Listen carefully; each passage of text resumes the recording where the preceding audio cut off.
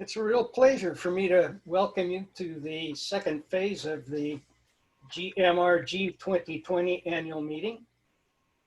I'm looking forward to working with you and achieving a very successful GMRG 6. And I hope that in the next few hours we can improve your interest in joining us, working with us, and achieving that objective. Marcio, you're on. Thank you, Clay. I would like to welcome you all to our second session of the annual meeting. It is an honor and a privilege to serve as the new president elected of the Global Manufacturing Research Group and to share this annual meeting. It is also a tremendous challenge amidst the pandemic times.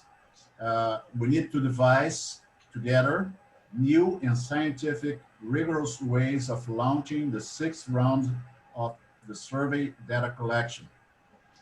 And for that, we definitely count on each one of our dear GMRG fellows to use our creativity and scientific rigor in setting new paths for empirical research. Over 1 year already elapsed since our 2019 Washington meeting. And what a year was this one. Among our priorities for 2020 and beyond, we have the launching of the 6th round of the survey, presentations of methods and results in congresses such as DSI 2020, ICOM 2020, 2021, POM, Euroma, among others. We also envision the launching of small projects, including new research methods, experiments, simulations, case study research, and outreach to industry, consultancies, and academics. And during today's sessions, we'll be talking about those small projects and also outreach activities in special sessions for that. And of course, we are looking forward to continue publishing our research papers in regular and special issues from top-tier journals in our disciplines. On behalf of the GMRG community, please feel welcome to the second part of our 2020 annual meeting. Thank you. Gok. Yeah, thank you, Marcio. Good afternoon, good morning, good evening. Again, welcome to the second meeting of GMRG. My name is Ade Goke from Arizona State University. We look forward to a very interesting and engaging conference and discussion. And I would like to ask if anyone has or had any outstanding questions from the last meeting, please feel free to put that in the Q&A section of the webinar. Otherwise, we're going to have some time later on today to have an open discussion of any outstanding issues and questions. So with that said, I would like to hand over to Teresa, who is going to talk about different media for data collection. Teresa, over to you. Okay, I think we had like one question that was unanswered. Okay, great. Yeah, so I included it here from Swati. We basically responded to all other questions, so maybe we can address this one.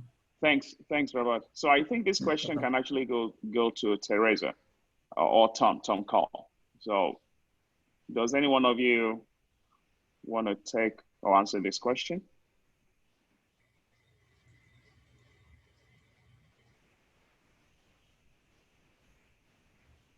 I believe Teresa's trying to answer this, Teresa, but we cannot hear you.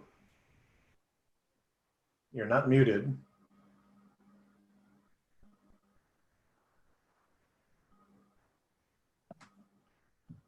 It's the setting in your audio device.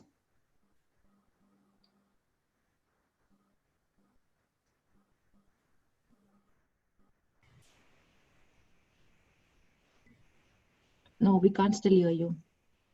Tom, do you want to take it? Yeah, I can. This was this is a part of our, and we had essentially a survey flow chart that provided the methodology for respondents versus informants, and we're paying very, very close attention to the most up-to-date concepts regarding the difference between the key contacts, key informants, multiple informants versus multiple respondents, and when we need all those three. In this case, we have an instance in the survey where we only need one key informant, and that's shown in the previous session. We showed Teresa went through the flow chart, and every data collector will be debriefed on that. And there are instances where we need multiple respondents, and instances where we need multiple informants. So depending on the constructs and the questions being posed, there are instances of all three of those. So the answer to the question is not exactly to this question here. It actually is different, and it's based on the survey flow. But there will be multiple respondents at some point needed in certain modules. Thank you, Tom. Teresa, are you on? Did you want to add anything to that, or? I think that, can you hear me now? Yes. Okay, perfect. All right. I think that, I apologize, Thomas. I was a little distracted trying to figure out my microphone while you were talking. So I think that it is not that there are going to be multiple informants required, but it isn't necessarily 6 per facility. And so I think as we fine tune the modules, it will be for each of the modules. I think it's at least 2 for each of the main modules. And then for the culture and leadership module, which are very short, quick surveys, I think we're asking for 3 on one and 5 on the other. So again, it depends on the module, how many key informants we're looking for. Thank you. So again, just flowing next to you now, Teresa, to make a presentation on the different media for data collection. Sorry, Goki, there's another question. It's in the chat. When are we having the final survey instrument? This is from Ricardo. When are we having the final survey instrument, and when are we starting the data collection? Where is the chart? Right. So, I mean, I can answer that. Please do. So the final survey instrument, we are working on the pilot testing now. And we cannot move to a final survey instrument until we have enough pilot testing done. And we're doing at least 2 versions, at least in 2 languages, in the Portuguese and in English. And I believe now we are at some pilots, data is coming in from Italy. So, and I don't recall if that, I don't know if that was translated. I believe that, correct me if I'm wrong, Teresa, that was in English. Yeah, the Italian, they're currently collecting data in English. But the other kind of complexity to that is we're also collecting data in 2 different ways, which I'll touch on when I go through my presentation. So our hope is that the target is by the end of this year, beginning of next year, we will begin data collection. End of this year is probably that's the target right now. So Q, I guess, would be end of in November or December. And I feel more optimistic about that now that we've started to receive in some data from the pilot testing. You know, I think previously when we were talking about when, it was hard to say because we weren't getting any responses back on the pilot testing. So we know what we're getting feedback to work with now. So that's excellent. And if if anyone on this call is very anxious to get started, we depend on you to do a pilot, and we will contact us. If you can run a pilot, the more pilots we have, the more confidence we have, and the sooner we can begin. And let's extend the call to Brazilian Portuguese speakers as well, because the pre-test for the Portuguese version of the questionnaire is underway. And we are enrolling for volunteers for pre-test the Portuguese version of the questionnaire. It's ready in Qualtrics platform, and we should be starting the data collection for the pre-test soon. I would just follow that up with, if you're interested in doing the pretest, you can send an email to me and I'll work with you to get the links. And so for the English version, for the Portuguese version, Marshall would be the contact. Is that right, Marshall? Yes, okay, just send me an email and we'll be setting up the access. And I will send an email to Teresa and then we set up the access for Qualtrics, but that's fine. Please just send me an email for those that would be willing to contribute to pre-test in Portuguese version of the questionnaire. Yes. Thank you. Do we have any other questions? We have thank you, Ricardo.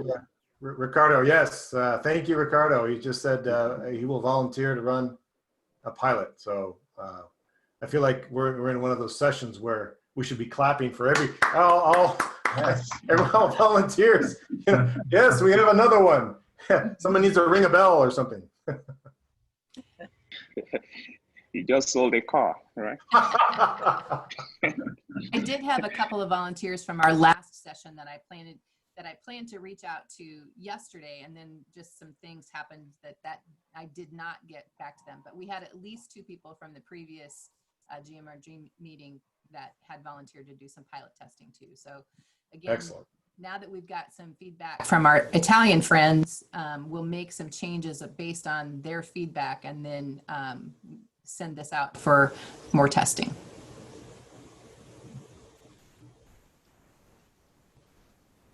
Excellent. Okay. Again, if there are other questions, we can always come back to this when we have the open discussion session. So Teresa, over to you. Your volume is up and down, so you may want to presentation. I had switched on the automatically adjust. Is it better now? Because I just switched that Yeah, off. It's better as you're speaking. Okay, now. Yeah, so that must have been the issue. I had it to say automatically adjust. Okay.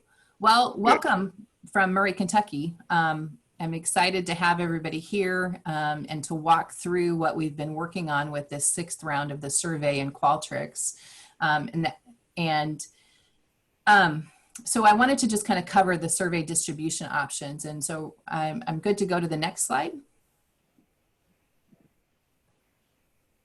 So we can collect data, right? By plane, by train, by automobile? Okay, probably not. That's not how we're going to approach it.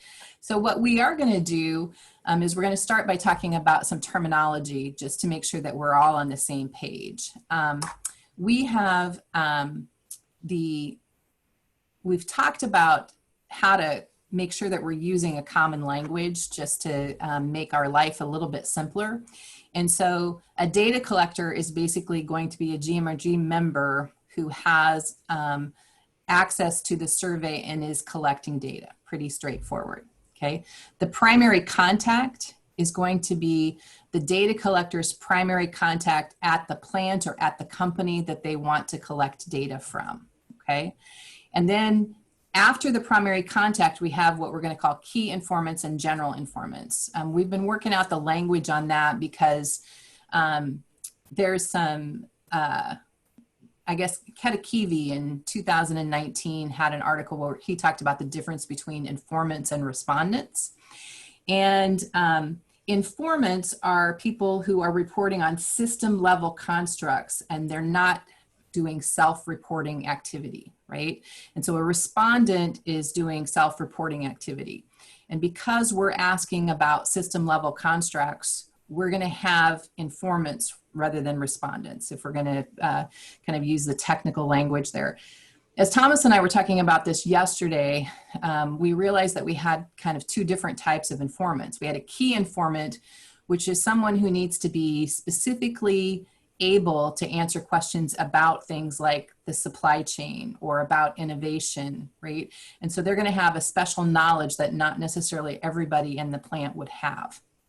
And then we have general informants, which can, again, they're not answering questions about their behavior, they're answering system level questions, but it really doesn't take a specialized knowledge. So I perceive the plant culture and the plant leadership modules to be more general informants. They can go to many people in the facility could answer those questions. Okay, so now that we have kind of the difference in the terminology, let's start to look at what maybe our first option for data collection would be.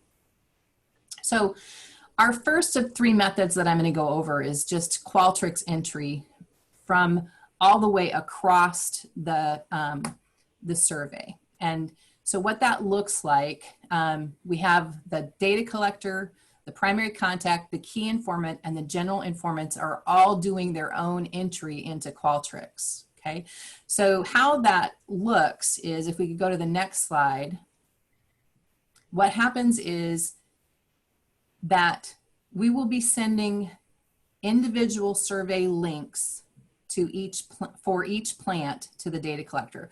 So if you're going to collect 10 plants, we would send you 10 individualized links. And that's something that we just kind of ironed out or identified the concern that we need individualized links when we were working with our Italian friends, because if we don't have individualized links, then you as the data collector have trouble accessing a specific survey. So we need to make sure we do the individualized links. So those links are going to come from the GMRG leadership team.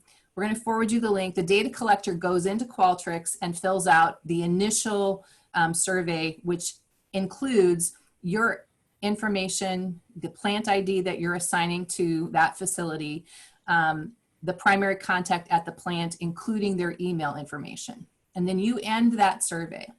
When you end that survey, an email is sent through Qualtrics. You don't have to do anything. It's going to automatically send it when you end a survey to the primary contact, and it's going to show as from you. So when you enter your contact information in Qualtrics, we utilize that information within the email. So it says, dear so-and-so, here's, the way that the email is worded now is it implies that you've already talked to them about this process. Here's the survey that we previously discussed. Here's the link and again, a brief introduction to the GMRG, okay? And so then that email goes to the primary contact. And again, it's shown as from you, the data collector, okay? Let's go to the next slide. So then the primary contact receives this email from the data collector. They review the welcome email, and then they can click on the primary contact survey link. They go in and they identify the key informants and general informants for each of the modules. So again, that includes the core, the supply chain, sustainability, innovation, leadership, and culture. And so that's their first task. And they can self-identify and say, I'm going to be a key informant for the core module. But we're going to have them input their email address and it will send them a link. The reason that we've opted to do it this way is because I had it originally set up so that they could identify whether they were going to complete a portion of the module and then go on to that portion of the module. But the challenge with that is that none of the links go out to anyone else that they've identified until they end the survey, right?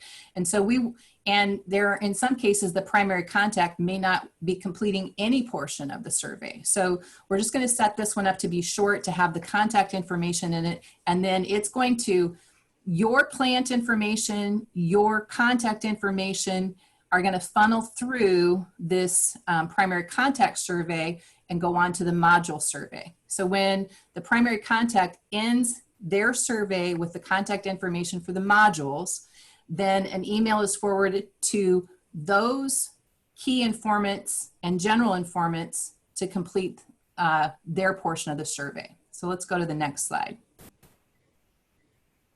So now let's say, for example, I'm a key informant for the supply chain module. I receive an email from the plant's primary contact. So it's coming, and it's an email that says, you know, good afternoon. We've been contacted by the GMRG. This is what they're about. I've agreed that we would complete this survey, and then it lists their name at the end.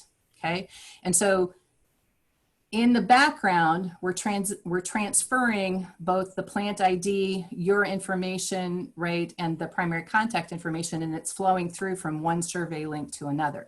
So now the key informant at the supply chain has this email. They click on it and open it, and they just are going to their portion of the survey to complete. So they go complete that, and then they end their survey module.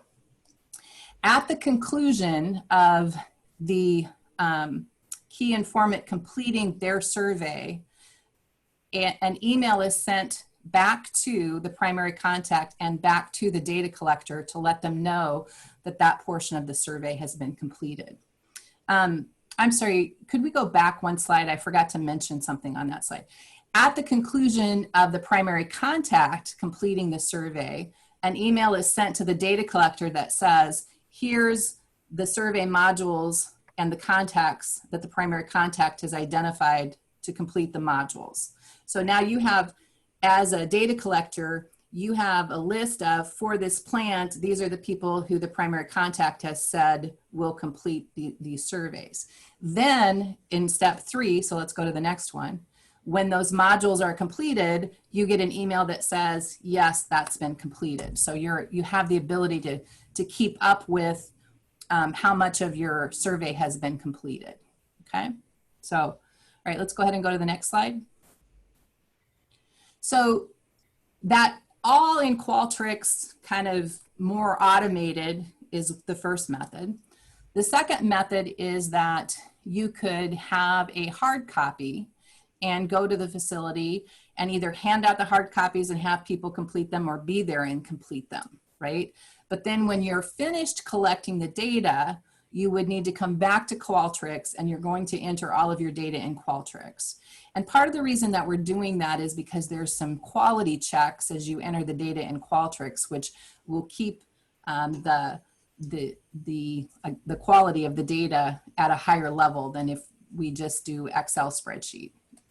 Okay, so that's the second method. And then let's look at the third method. The third method is one that I haven't created yet because I want to finish the pilot testing. The third method, I know our EU friends need a survey that's anonymous. And so what we'll do is within Qualtrics, we'll create links to each of the modules that are anonymous. And so then the data collector would need to share that link with the links with the primary contact, and then the primary contact would need to forward them out to the people that they wanted to complete those links, right? Because I know that privacy issues are a real concern there. And so that's one way that we can allow them to use Qualtrics, but not collect any identifying information, right? We wouldn't be able to use the kind of flow through method that we talked about in the first approach, because that captures email information. The one thing I would want to note about that is that when we share the data set, none of that contact information will be publicly shared, right? We're using it for the process of data collection, but we won't be using it in terms of as part of the data set, okay? All right, where does that leave us? I think that's kind of the coverage of those three. If I'm trying to think, how am I on time? Did I exceed my time, or are we about where we thought we'd be? I think you're just spot on. I'm spot on. Well, good. Yeah. If people have questions, I'll be glad to try to answer them. And we can save that for I think we have an open discussion at the end as well, but that's. Yeah, that's correct. Yeah. Yeah, thank you very much, Teresa. Mm-hmm. So as we all know, GMRG's focus traditionally has been on academia.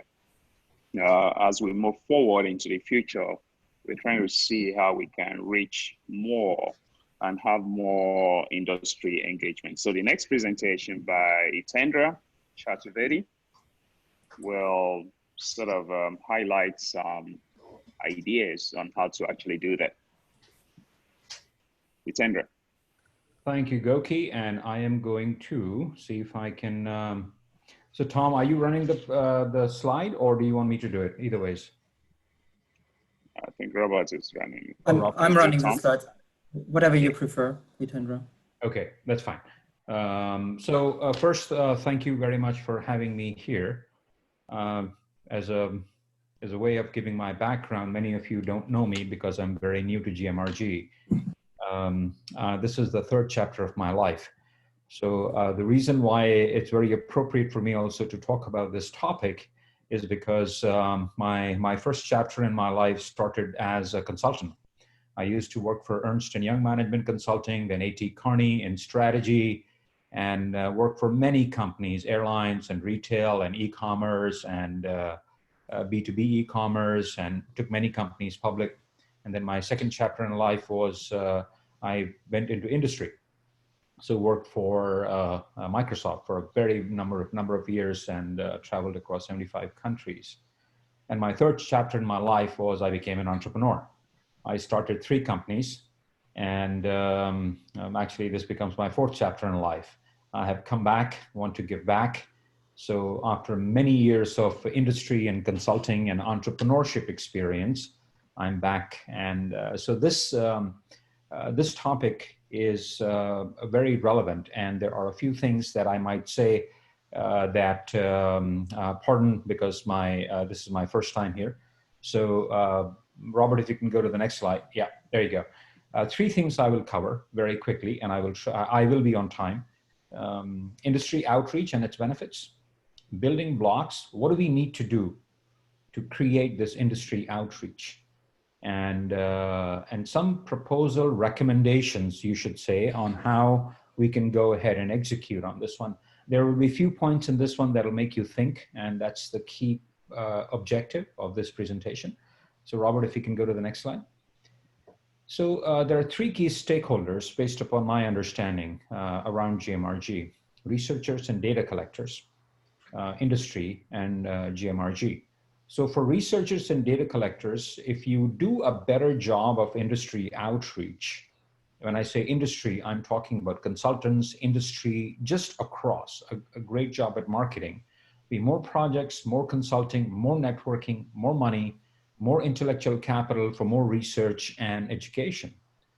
For the industry, because we are focused on practical research, this amazing group of international data collectors and researchers, they cannot do it themselves. I was on the other side.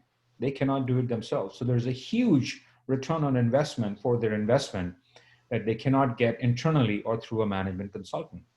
And then the third one, which is a big one for GMRG, is the true vision realization of what GMRG wants to be. So if you can go to the next slide. So we looked at some data, and I looked at some data and said that how many, who's coming and who's interested in what we are doing. Other than higher education and research, which form close to about 40% or 45% of the people who are coming to our assets, online assets like LinkedIn and website and so on and so forth, you'll see that close to 30% of our followers are industry, and management consultants are the same size as the research group. So 40-ish% is people coming from outside the industry. So this is a target-rich environment for us. And this is important that we notice that this is real data. So if you go to the next slide, please. So there are a few more statistics that I gleaned. August and September webinars had close to 40% representation from the industry, and the rest was academia. The August interview on intellectual capital and supply chain had 50% viewership from the industry. And then the 2 research paper analysis in July had close to 60% viewership from the industry. The only problem I have noticed is that the percents may look very attractive, but the number of views are very, very low. And that's the biggest problem that we are facing with our assets today. We are like a diamond in the rough that not too many people know about us in the industry. Next slide, please. So there are two key stakeholders that coming out of this data, you look at, there are two key stakeholders that we should be targeting. One of them is consultants, another is industry. And in industry, we are seeing a lot of people coming to us from operations, supply chain, IT, engineering, marketing, sales, and business development. So consultants and industry, if we can have a concerted strategy around an industry outreach to go after these guys, I think that could benefit GMRG and all of its stakeholders tremendously. Next slide, please. So, but there are challenges. At this moment, based upon my research, there is limited outreach. Our assets are scattered online, and the online assets are based at ASU. ASU has been gracious enough to fund the sites and all of that good stuff. The targeted and comprehensive marketing is missing. As I said earlier, we are like a diamond in the rough when it comes to an industry outreach. So, but there is a solution to this. And if you can go to the next slide, please. There are some key building blocks that we require for an effective industry outreach. It cannot be done as a Band-Aid. So we need to revamp our online assets. We need to do a targeted online marketing effort. We're not talking offline, but at least online.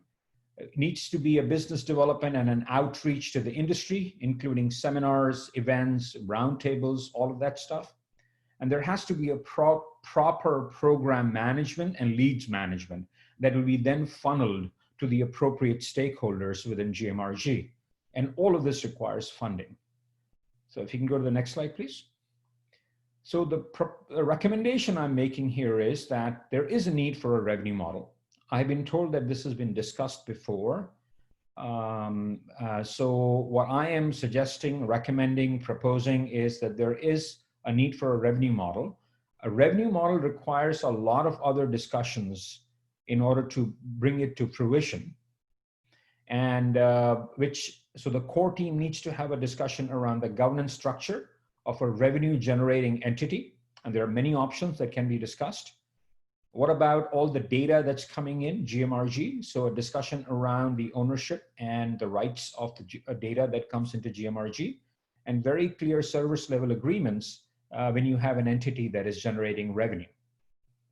Next slide, please.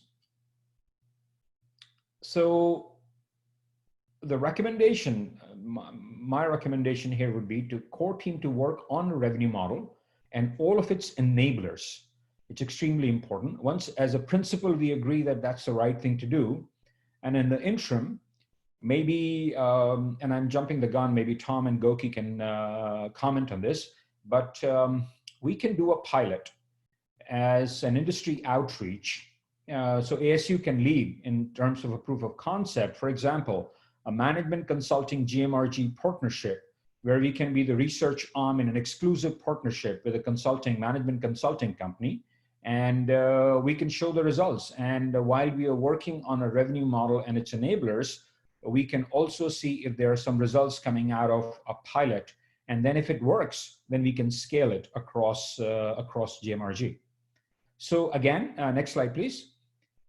Just reiterating the value proposition, why this is important is because for researchers and data collectors, again, more projects, more consulting, more networking, more money, more intellectual capital. Industry gains a lot by getting this huge brain trust working for them, and GMRG's realization of its vision in a very aggressive manner. Next slide, please. And so the way I'm going to summarize this is industry outreach can be very rewarding to all the stakeholders of GMRG. We have a window of opportunity due to the pandemic. And I don't want to come across as not caring, but there are many opportunities that are coming up. And in this pandemic, the industry is looking for answers. And so we should be there to provide the answers. So we have an opportunity here. And to capitalize on this opportunity, there needs to be some key building blocks. And pilot and scale approach can minimize the risk of any mistake. So with that, I'm going to close. And I believe I'm on time too. Yes, you are. Hitenda, thank you very much. Okay. So I am sure people will have questions because this is new, this is something different. So for now, I would ask you to maybe either post your questions on the Q&A chat, or when we get to the open discussion, if it's something you really want to talk about, please put it in your pocket right now, and then we'll open it up later for discussion.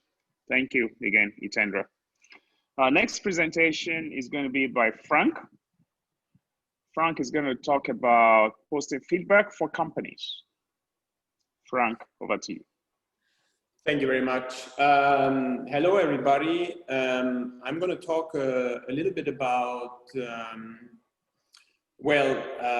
what we can do with the results in terms of how we can utilize it in terms of a tool that we can develop to create a benchmarking report, and also about some possible other outlets we can have with this. Can we go to the next slide, Rob?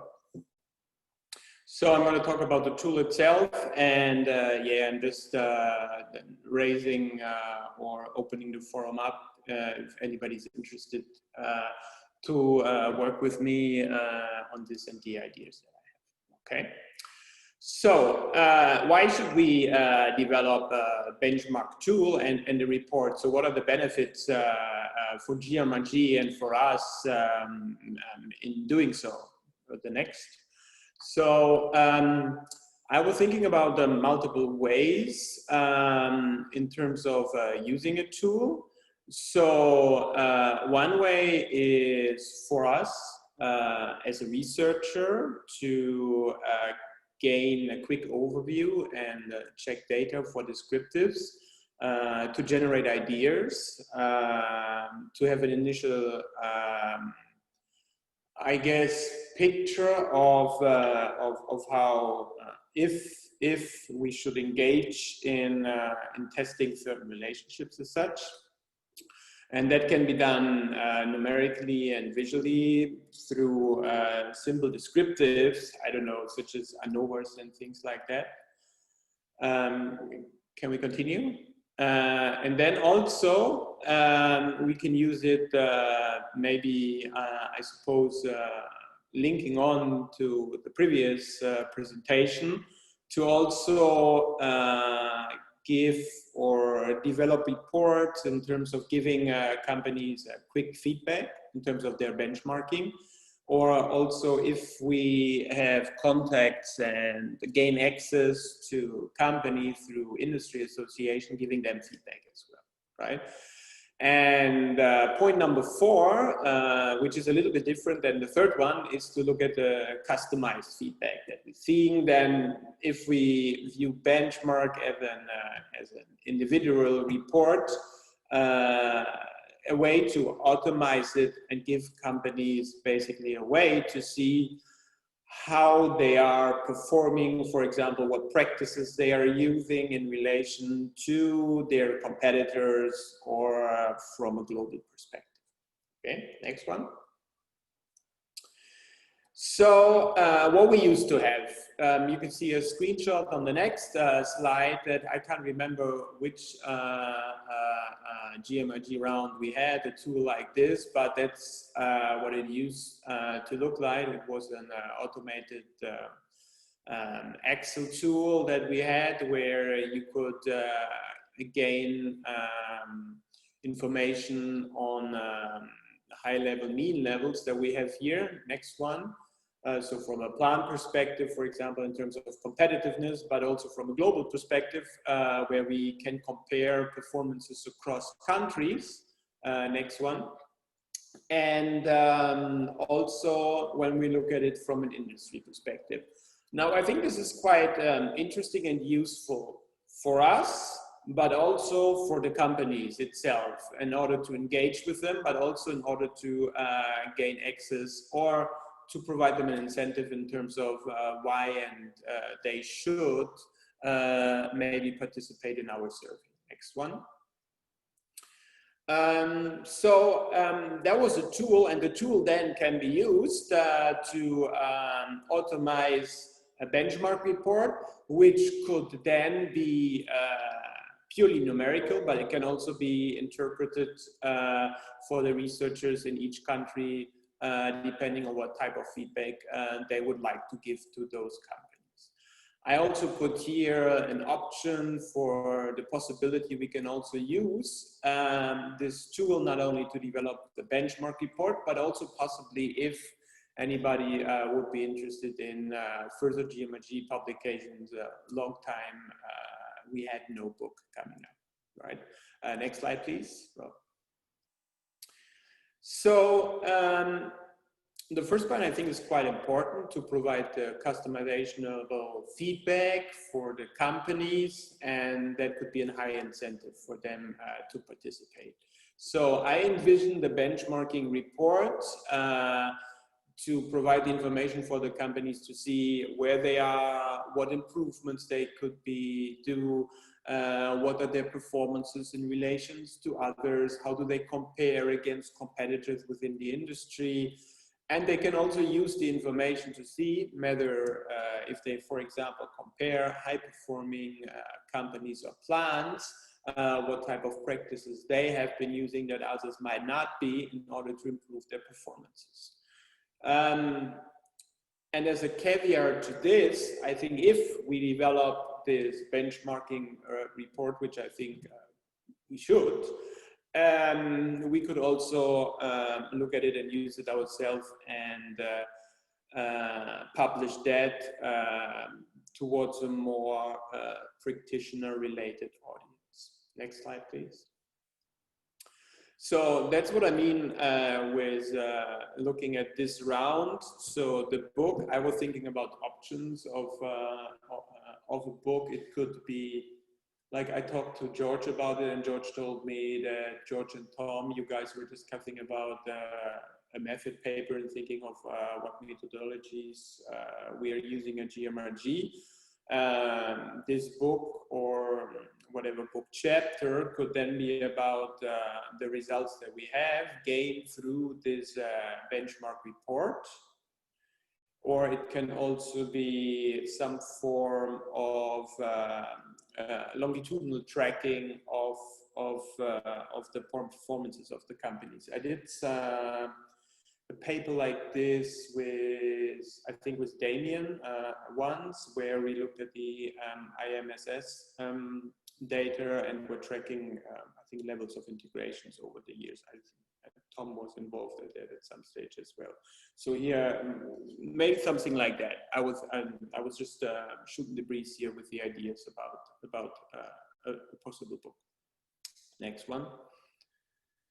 So yeah, this is my idea for it. So whoever is interested, so we would like to know who's interested in getting firstly a benchmarking tool, and then secondly a report, in order to maybe sell the participation in the survey or to fill out the survey, and also who's interested in maybe further collaborating on this in taking a more macro perspective on our results in terms of a longer publishing outlook.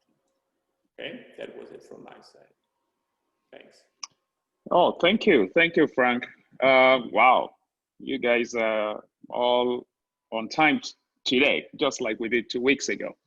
I think Frank's presentation aligns very well with Itendra's previous presentation in terms of some of the things that GMRG could actually offer the industry. So a benchmarking, report or tool definitely could be one of the things that industry could benefit from GMRG. Okay, so we move on to another presentation. This is going to be by Robert. And again, this is something that I think is new to GMRG, but something that has long been overdue. Robert. Okay, okay. Hello, everyone. Welcome to my part. My name is Robert Wittmer, assistant professor at ASU.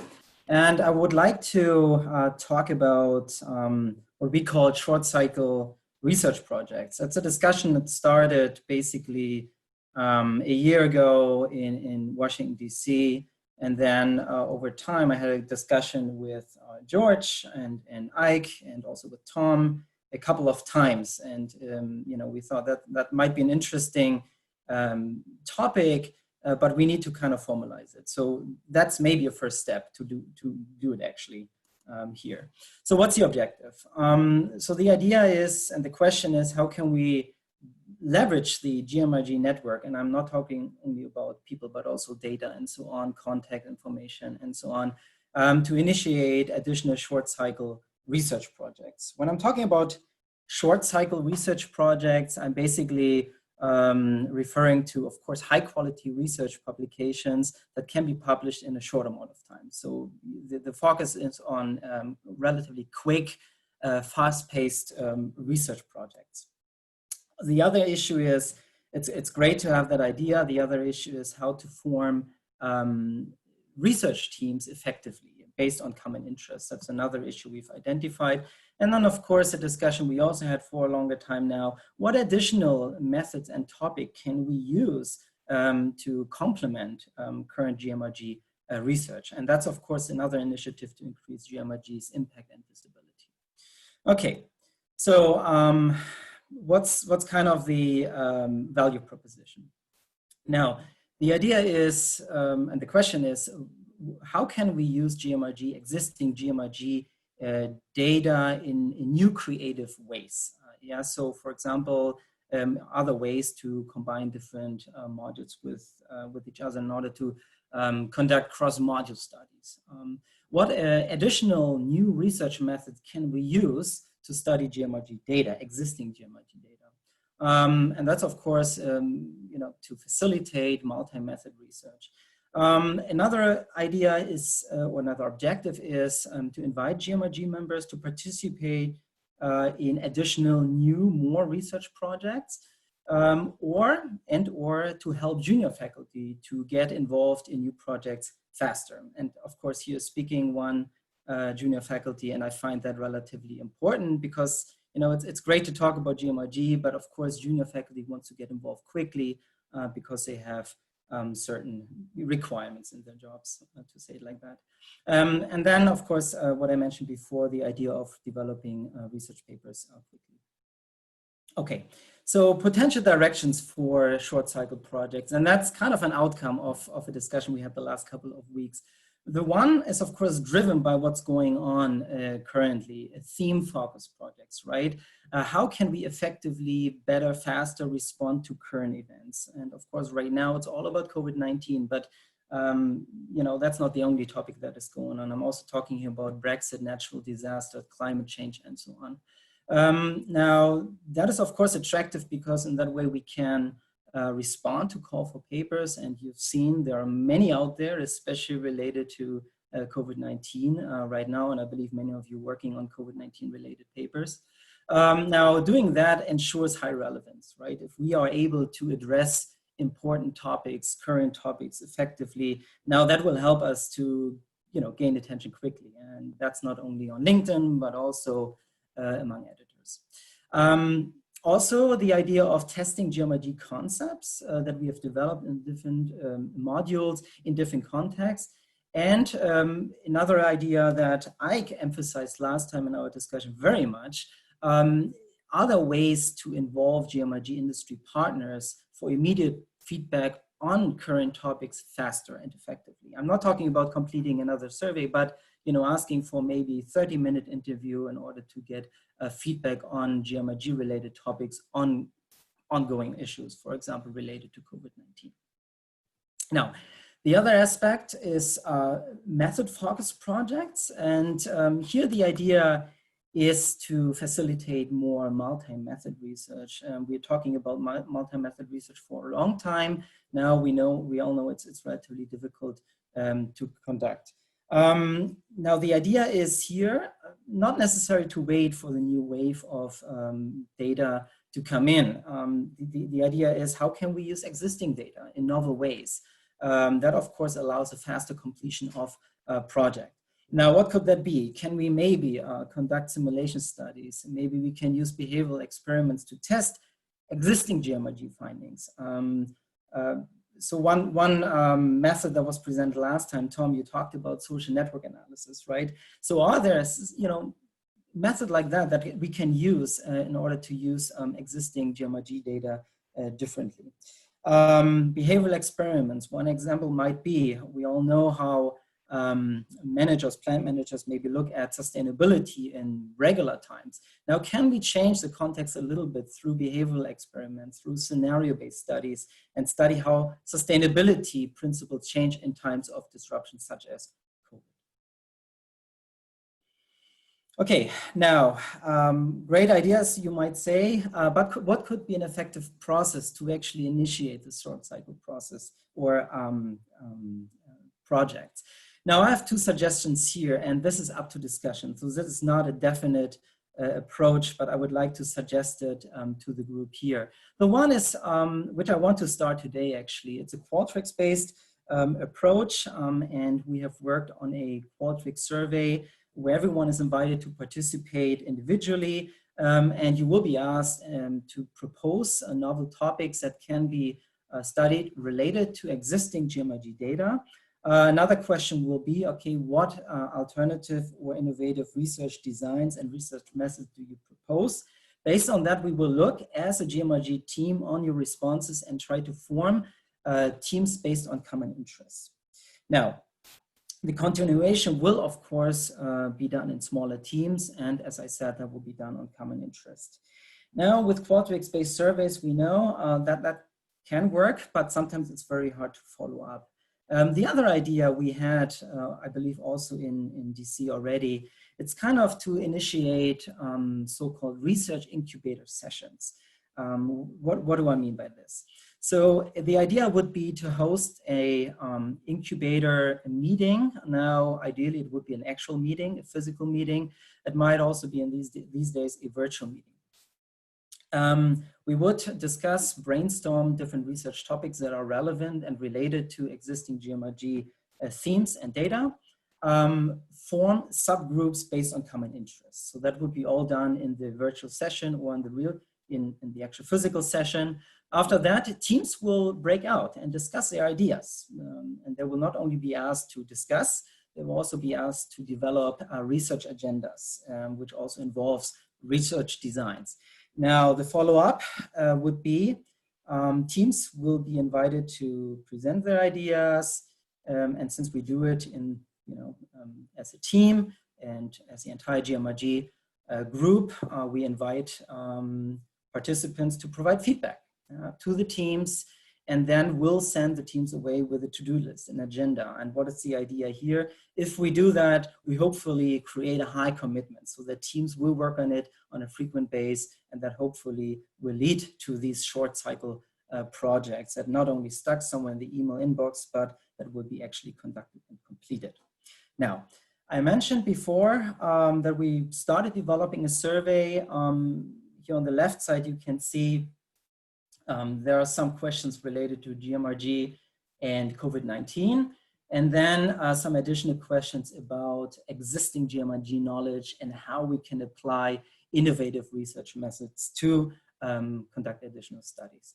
So this survey will go, I believe, through a couple of rounds of feedback. When we are done with it, we invite all GMRG members to complete the survey and, of course, participate in new novel short cycle projects. You can, of course, provide feedback to me, or you just send an email to our GMRG group at gmail.com email. I invite you to participate in this discussion and also provide feedback. And I already thank you in advance for participating. So that's basically my little summary of ideas. Excellent. And I'm also excellent. Thank you very much, Robert. We're already having some comments on the presentation, on the idea. It seems that this is an idea that would definitely fly. This is something that a lot of people are showing interest in. So that is great. We could talk more about this idea when we have the open session. Okay, next is the outreach program for coordinators and GMRG. And I'd like to call on Justin to give his presentation. Hi, everybody. My name is Thorsten Döring. Buffalo, New York. So I work for Damon College. I manage the MBA program there, and I'm also faculty at Minerva at KGI. And let's take a step back and think about actually who are potential target groups. So this slide here shows probably most, but if you have additional ideas, why don't you put this right now in the chat or just unmute yourself and just shout out if something is missing to make this a bit more interactive. So we have academics that for data collection or research, the last two presentations, academics for teaching as well. So that could be also something that GMRG could provide, right? Such as video repositories or cases or stuff like that. Then practitioners, that was one full presentations. Students, Robert touched a bit on that. And then we have also associations with other organizations. So there is something through Thomas with Globe, and I also saw that the recent DSI email GMRG was mentioned in there. I thought it was quite cool. So is there anything else that we should consider here at all? So just taking a step back, I mean, who should or could be involved with GMRG? So if you have any ideas, it would be appreciated. Okay, otherwise then next. Wow, is that? Oh, okay. There was somebody, okay. Right. All right, so which platforms are we using? So the website is currently being remodeled. It looks very nice. We have to add more and more up-to-date content to this as well. So looking more similar to other similar data collection efforts like IMSS, I think was it called, right? The website, for example. So that's a great basis. I mean, that really can help us to drive traffic. And then we have had a LinkedIn group, which is more internally oriented, where we actually have data collectors and researchers. They can discuss issues there and connect with each other. So this has been going on for a while. We have about 113 members in there, and fairly new in January, I think this was started. We set up a LinkedIn page. So that was also done through Thomas Cull and Swati, so his I guess student. And this page, we will see a few stats on the following pages here. So has created already a bunch of traffic. So we have 200 followers, and this is more externally oriented. Okay, yeah, thanks. Next one. So we have here page views, right? Obviously it started in June, and then in July we had about 100 page views. August a little bit less, maybe everybody was on vacation, but it looks like a pretty good start to me. So there was quite a bit of traffic. Okay, next one.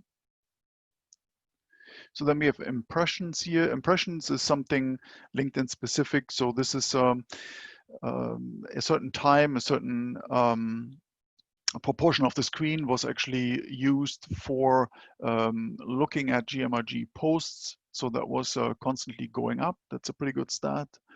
And then next one. Then we have here company size. So this might be also a bunch of universities in there. I mean, we would have to dig a bit deeper to actually analyze this, but it looks fairly normal distribution, right? So we have quite a few employees from larger companies, and then also some smaller companies or associations here included. Okay, next. So by industry, higher education, and then we have consulting and a few others. So quite a broad mix. It's interesting, actually. We could also dig a bit deeper here after a while, after we have more data to learn about what is actually going on here. But this also provides us actually with the opportunity to look at data, which is interesting. We haven't had before. Right. Okay, thank you. Next one. So last slide here. I was thinking about what actually outreach initiatives could we sponsor, fund. something like a dissertation award. I mean, I finished my PhD in 2017, not too long ago, and I was looking at a bunch of these awards because it's great to have on the resume, and it's actually, I think, a really good opportunity to get visibility. So could we sponsor something like this, right? The question is, if we sponsor something like this, is there money involved? If there's money involved, where does it come from? So, but in general, I think it wouldn't be too terribly difficult to set up. Could we have a complete session at the DSI? I think we had something like this before, or also other conferences, of course. There are many examples, as you probably know. Best paper contest. So for a specific topic, for example, this would be something in line with what Robert was talking about. Could we sell our data? Question mark. To members that are not involved. I mean, it's sort of would be a change. These are just ideas. I mean, this is nothing that has been discussed or so in a broader. So consultation services for industry that was mentioned, online training, video resources. I have to dig it up. I looked at a website. There were a lot of teaching resources also from an association. I think it was an international trade association of sorts. And they actually provided a lot of resources for instructors, which I thought was quite nice. Maybe we can do something like this as well. Could we have blogs, right? Where actually there is constantly new information, podcasts, and so using some of these channels as well. So if you have any ideas here, anything that is not on this slide or anything that doesn't make sense, I mean, please say so. Unmute yourself right now or put it in the chat. Otherwise, I think we can look forward to having a cup of coffee. And I think that was the last slide, right? Yeah, okay, thank you. Yeah, Thanks. you are so right, so correct. Thank you so much, Thorsten. Again, we could see the alignment between Thorsten's presentation and Itendra's earlier presentation.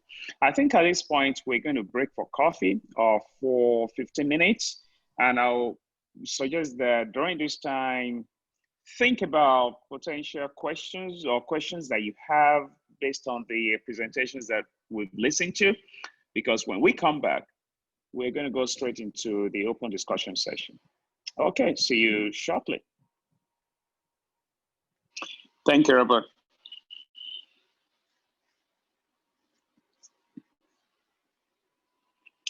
Okay, welcome back, everybody.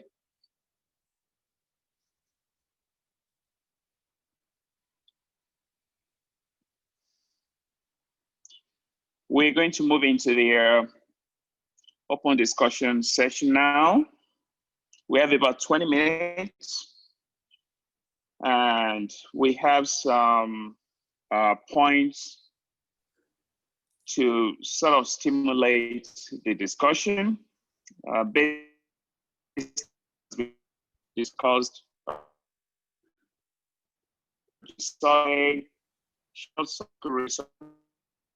mission. Before we go into that, I'd like to call on Marcio. Marcio would like to say one or two was a call for case study research and the special session for GMRG at the DSI in November. Marcio. Okay, thank you. Thank you, Gok. Just in a short notice for all our friends at GMRG, we are organizing a special session at DSI in November.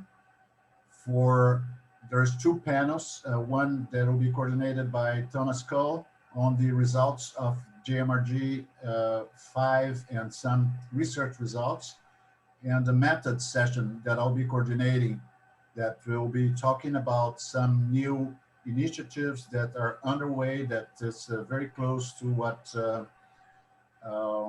was presented by Robert on the small scale projects with the development of protocols for case study research based on the GMRG modules for the survey research.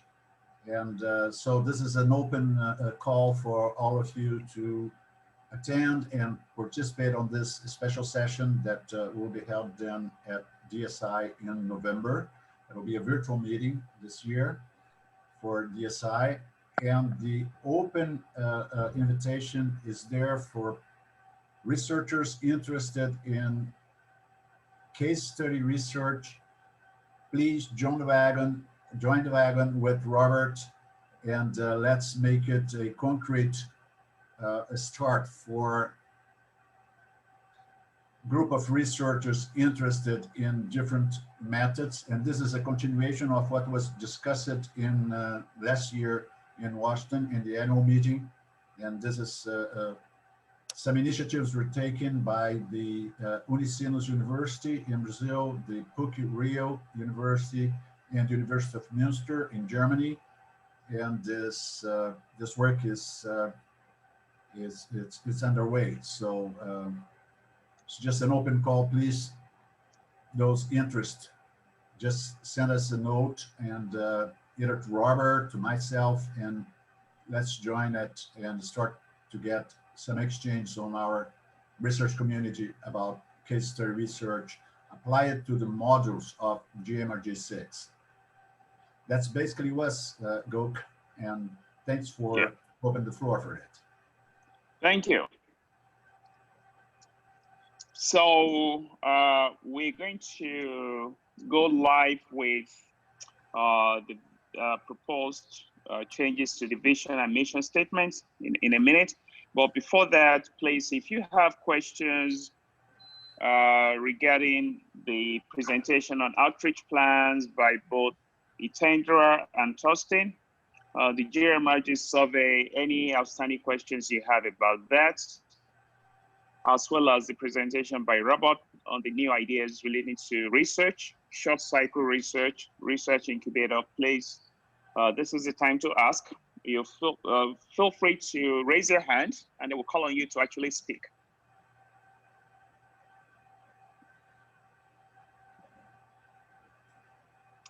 Okay, I have a question on the Q&A.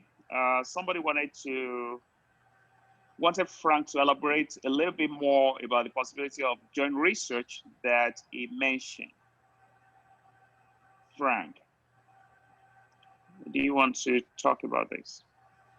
Yeah, no, I wanted to ask, or maybe get back to the ideas from Robert, especially I was thinking what was maybe, or what's your idea, how you want to initiate this, to find these small groups. Yeah. So I think, you know, I presented kind of this two-step approach, starting with the Quadric survey, which is good to kind of get an idea what the general interest is, which is good, but in my opinion, rather ineffective to form teams, right? Because in order to form a team, you need to have an idea, people need to get excited about it, otherwise they will not follow up. And so I feel this incubator session would be a great follow-up to the Quadric survey. So if people complete it and we have a good number of people, I think what we could do is create a virtual research incubator session. So it's purely about research and discussing ideas, and then hopefully, you know, to kind of identify 3-4 ideas. It depends, of course, on the number of people so that we can form as many teams as necessary, right? I mean, you want to have probably for, I would say, you know, like 15 or 16 people, you probably want to have 4 topics, right? And so ideally, you can create as many teams as you have people. And then I think the other step is what was really important is to make sure that the team is on the same page. Everyone is working on that idea. Everyone knows what to do, and everyone has a to-do list, right? Because usually we're all in different places. And so it would be important to kind of create this first initial step, right? The first 2-3 slides with the research design idea so that teams follow up and start working on the idea. So I think that's the key idea, because I mean, that's the junior faculty perspective, right? I had with many of you good discussions about great ideas, what we could do, but then I feel always this kind of follow-up is difficult. And with this incubator session, the separate session, maybe that is the starting point to actually push an idea to the point when you set up weekly meetings or bi-weekly meetings and start working on idea. No, I think so it's great. That's my vision, actually. It would be good, like finding a date, creating breakout rooms, and then making these teams of, I don't know, whatever it be, 3 or 4 people, and then working together couple of hours, and then afterwards they meet again. And I mean, that initial kickoff, I think, can be done in one Friday afternoon or something like that. I agree, and this is what exactly I feel would be the right starting point. Yeah. So, and this is, you know, kind of, I don't know if any one of you participated in the CHASM meeting by Dr. Choi, Tom Choi, and Kevin Dooley. They do something similar, right? And from a junior faculty perspective, to me, that were the 2 most productive research meetings I ever had, because you go into a group, you start discussing ideas to a point where everyone feels committed. That's why I put that word before in there, and then you start working on the idea. And so that's why I think it could be really helpful to get more researchers involved, especially the younger folks like me that, you know, need new projects. So I can attest to that. The CHASM model has been very, very effective, and a lot of top tier publications have actually come out of that model. So introducing something like that to GMRG or in GMRG, I think will be great. You know, especially now that we know that we can operate successfully in a virtual environment. I think it will be possible to do that. Okay, let's see. And I think Francisco just mentioned that, and I think this is a good idea, that they can offer a session at the IJCI EOM in Rio next year. You know, so maybe a tag-on session to move this robots idea forward. She has that in the chat. I think that's Robert, you want to read it and maybe respond to that. Yes, great idea. I think we can exchange emails and continue the conversation. Okay. And just as a follow-up, as Frank, I think the first real step is, you know, let's send out the survey, let's see who is interested, let's see who is on board, and then we have a good email list, and then we can start the initiative, probably kind of the virtual incubator session. Just one point regarding the ICOM conference in Rio. That will be in February next year. I'm sharing the conference, and we'll be very interested of getting some presentation on GMRG during ICOM. It's very likely that this conference was postponed from July this year to February next year, and it's very likely that it will be a remote conference as well by February next year. But we'll continue discussing that internally at GMRG, so to organize some sessions, GMRG sessions during ICOM next year. Yeah, great. So another radical idea that we listened to earlier was the one by Itendra on industry outreach. So we're asking for volunteers, and I see, oh, great. I see Francisco already agreed to be one of the volunteers to help move this forward. Excellent. Frank has indicated his willingness to help as well. So this is great. So does anybody else have any comments on any of these key points that we have up here? The survey, any outstanding questions regarding the GMRG 6 survey? There's a poll that is in progress right now on the vision and mission statements. I would like people to just take a second or 2 seconds or 3 seconds to have a look and respond to the poll.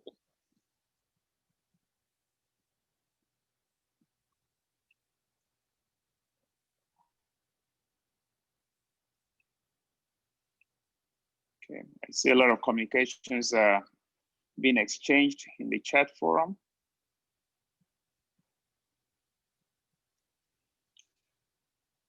The floor is still open for a few minutes more. So, okay. Shall we share the statements? The vision and mission. Yeah. Let's do that. So, because we cannot vote on something if we don't see it, right? So. Okay. I thought that was. Yeah. Okay. I got it all wrong. Wow. Can you see my screen? Can you increase the font a little bit? Like Oh, this? well, then we won't see it. Yeah, like that. This is good. Can we? Okay, so first part, propose vision statement 1 versus vision statement 2. And the poll should be open.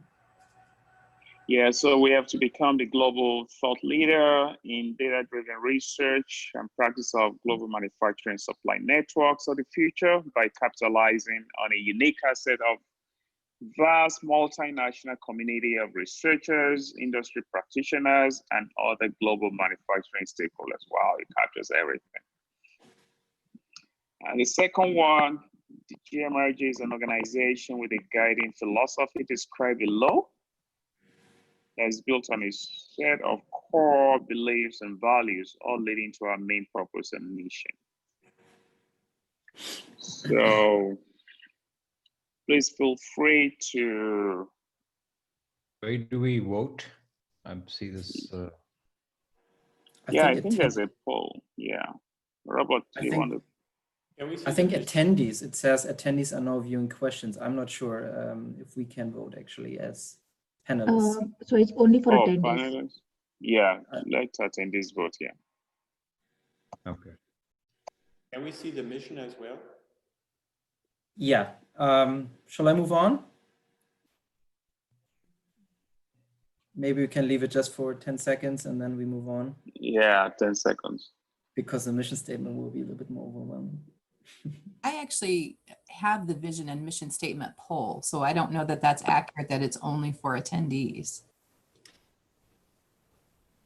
Oh. So can you see it? I can. And can you vote? Mm-hmm. Okay, go ahead then. Even the members can do that. Okay, I will. Okay, you can move on to the mission statement now. Okay, so we have to separate it. So first, the first one, it's longer, so. Oh. Okay, let me see if I can.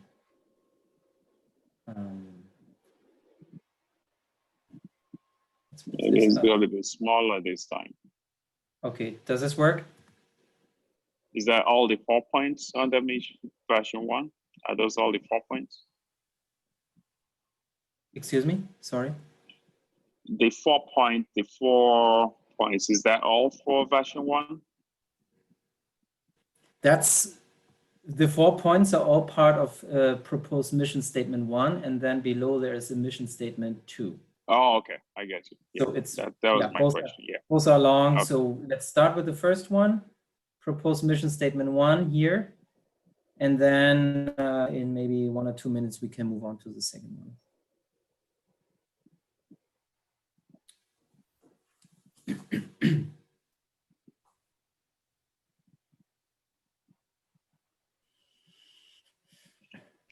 So since this is an open discussion, do you think we could, I mean, just a question, do you think we could give people more time to look at this and vote offline rather than just force people to vote now? I don't know. You know, I have an idea. Yeah. How about to turn this into a Google Doc and then allow people to actually comment on it? So this way you get a little bit more detailed feedback and not just yes, no. So a Google Doc right away, you want to make it live, or you want to send it through an email to everybody? I mean, we cannot handle the comments now at this meeting for sure. But, you know, Teresa, Tom, what do you guys think? In follow-up, it's probably better. Yeah. I think that, making it a Google Doc and allowing people to comment is a good approach. And again, to do that via an email to everyone, and then we're just able to see their comments after the fact. Okay. Okay. Excellent. Okay. I will move on to the second one. Okay. And Scott, I need to. Scott as a chat. Anyway, we're gonna save the chat. Scott has a comment.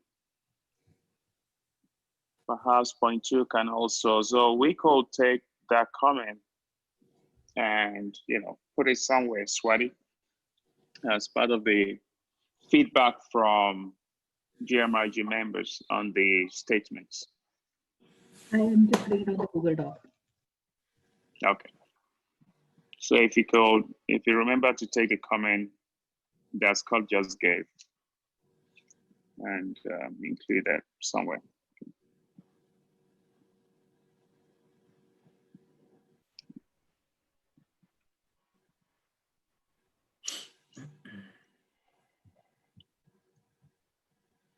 Okay, just a reminder to everyone, we are going to be sending these statements to you by email. So please take some time to have a look and feel free to provide your feedback. And we should be able to wrap this up sooner rather than later. Okay, any other comments before we close the open session? Any other comments, questions on any of the presentations that have been given today?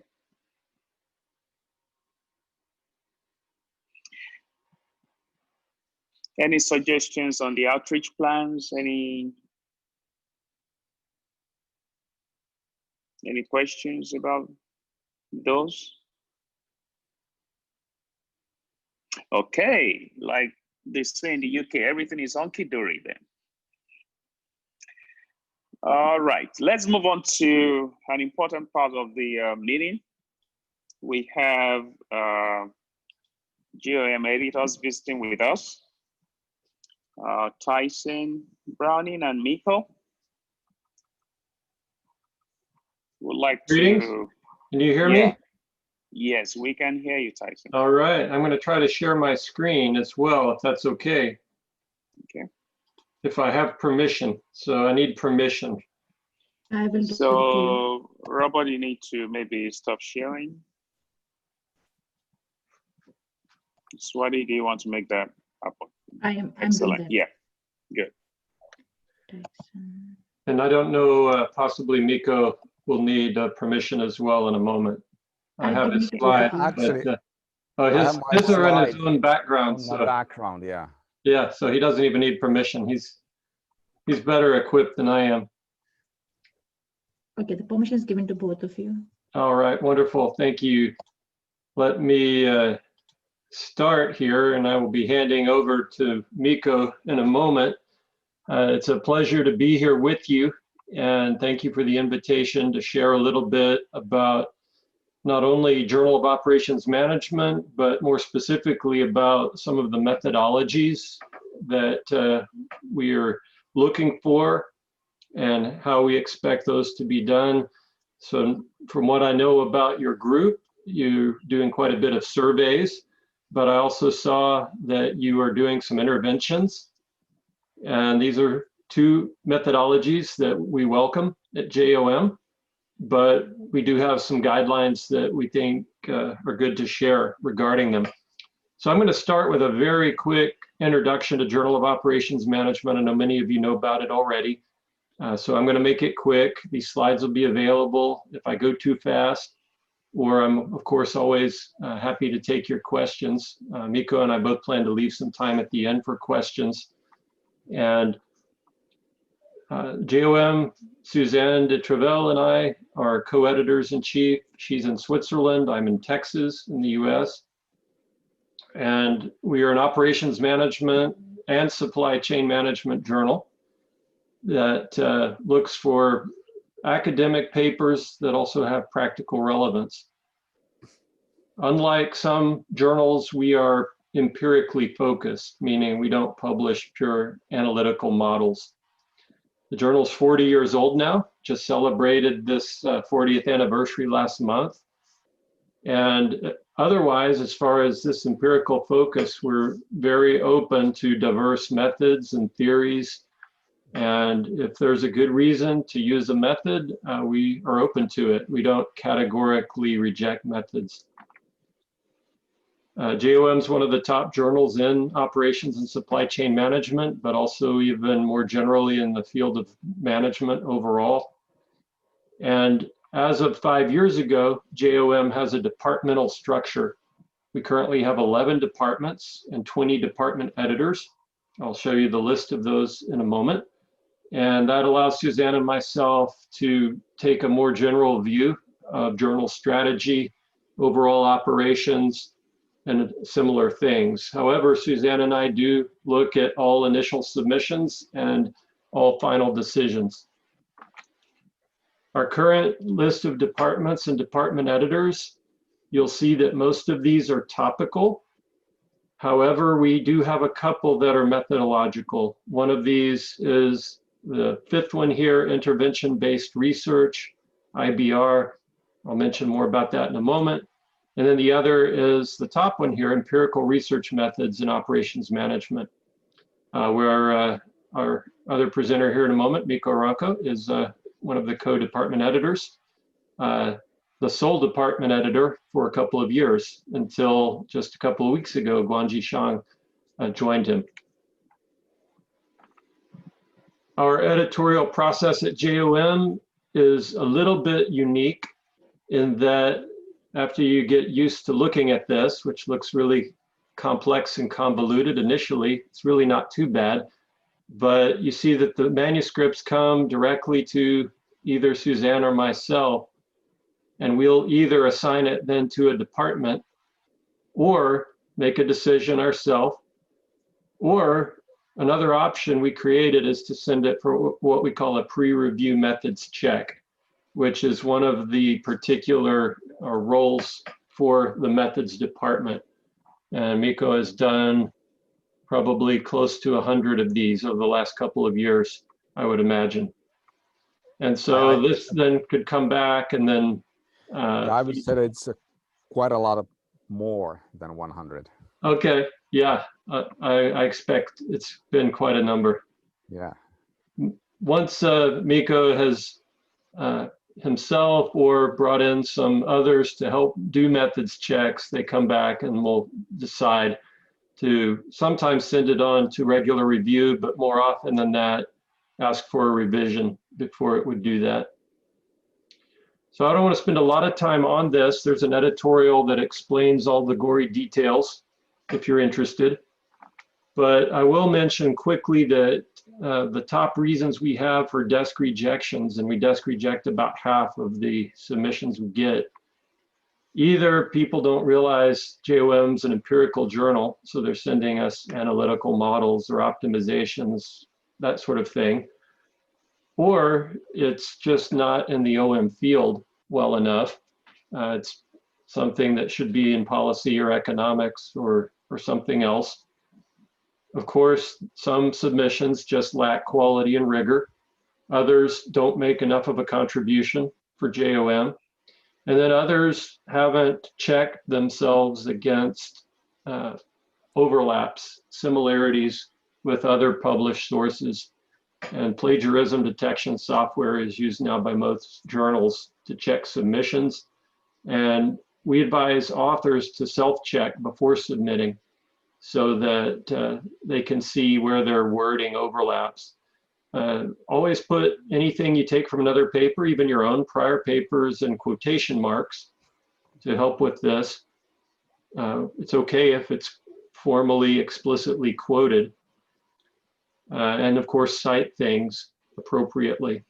But this insufficient contribution is one where once Suzanne and I have assigned a paper onto a department, often the department editors are even in an even better position to make this determination, as they're especially familiar with their particular area and what it takes to make a sufficient contribution there. We've put out several editorials over the past several years. This one highlights the most recent ones, both general ones and departmental ones. And I will call out this intervention-based research editorial that came out just a couple of months ago in the journal. Call your attention to that, since I've seen some of you mention doing intervention-based research projects. So this editorial goes through example papers, talks about what the journal is looking for to make a good contribution in an IBR paper. And otherwise, we've got a number of methods papers that are both general and then specific to particular methods. Mikko Ranko, our DE, has been involved in several of these. You see one in particular here about survey-based research that I would call your attention to, as I see that's a heavily used methodology. So that gives some excellent guidance and a lot of references as to some of the common pitfalls and dangers in survey research design. And then related to that and other methods, common challenges like endogeneity. We've got a couple of recent articles about those. And you see we've got some other articles on experiments and on intervention-based research. Have a more methodological and example-based forum article from late last year. And then of course, a number of articles on case studies in operations management. So this gives you a quick overview. When you get these slides, you can click on these links, go to these papers, and get more information on all of these. So that's just a quick introduction to the journal, to some ideas about our departments, our review process, our methods. And at the end, I'm happy to take more questions if you've got them. But for now, I want to give the majority of our time to our department editor, Mikko Ranko, to give you more detailed discussion on some of these methodologies. So Mikko, over to you, and I will stop sharing my screen. Thank so you. That if you see Mikko in your gallery view, you can go and choose to pin video and make Mikko full screen, and there you will see him and his slides in the background. Yeah, we have a nice studio. There are office buildings, so I like to use this when making presentations, and we get the slides on the background with the stuff that we have here. So it's thanks for inviting me to give a talk, and this talk is basically a shorter version of a talk that I gave at the academic management meeting. If you want to see that talk, it's on YouTube. If you search my name or on Journal of Operations Management, you'll find it. And that's about an hour and a half, and I'll try to cover the same things in about 20 minutes. So I have to pick what I'm going to talk about. And I will tell you a few things about a few of the problems and how to avoid them. And these are problems that we have identified during the methods review that Tyson mentioned. And I'm working on an article where we go through all the letters that I've written based on the method review and some of the review reports, and what kind of problems we identified in the articles that were either rejected or were asked to be revised. And we have basically 6 broad categories of things that we covered. And justification, how you justify your decisions, that's one problem area. Quite often people justify things based on saying that this is a convention of doing so, but not all conventions are things that should be followed. There are bad conventions as well. Then we have lots of rules of thumbs. So instead of looking at what the particular number in your analysis means, researchers just find a cutoff from another paper or a book and then say that this statistic is over the cutoff, therefore the results are great. Then endogeneity is something that articles have started to address, and there are good articles that Tyson mentioned that you can take a look.